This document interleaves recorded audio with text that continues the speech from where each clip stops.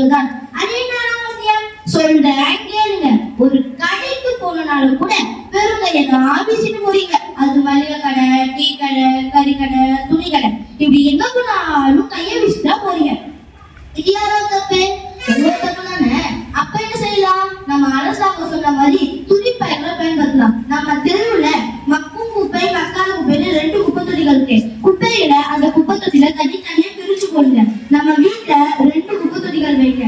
ஒரு மக்கும் குப்பை, இன்னொரு மக்காத குப்பைன்னு 2 குப்பை தொட்டிகள் வச்சு குப்பையில அந்த குப்பை தொட்டில தனித்தனியா பிரிச்சு போடுங்க. அப்பதான் மக்காத குப்பைய மறுசுழற்சி செய்ய முடியும். அப்பதான் ஆறு மாடுகள் அநியாயமா பிளாஸ்டிக் சாப்பிட்டு செத்து போகாது. சாப்பாடு எனக்கு ஞாபகம் வருது. ஒரு கல்யாண வீட்டுல பிளாஸ்டிக் வாழையில சூட சோறு போட்டு சாப்பிடுறீங்க. அந்த பிளாஸ்டிக் வாழையில தூக்கி குப்பையில போறீங்க.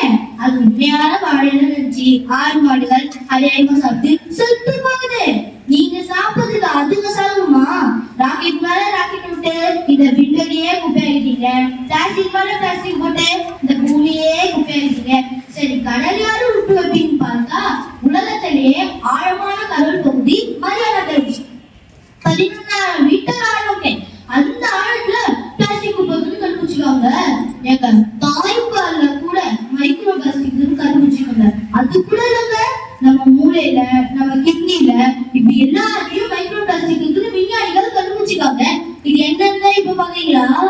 இப்போ வண்டியில போயிட்டு போது இதை ரோட்ல தூக்கி வீசிட்டு போனாரு. இது உங்ககிட்ட காமிக்குதுன்னா நான் கொண்டு வந்தேன். ஏங்க குறைஞ்சபட்சம் குப்பைய குப்பை தொட்டிலையாவது போடுங்கப்பா.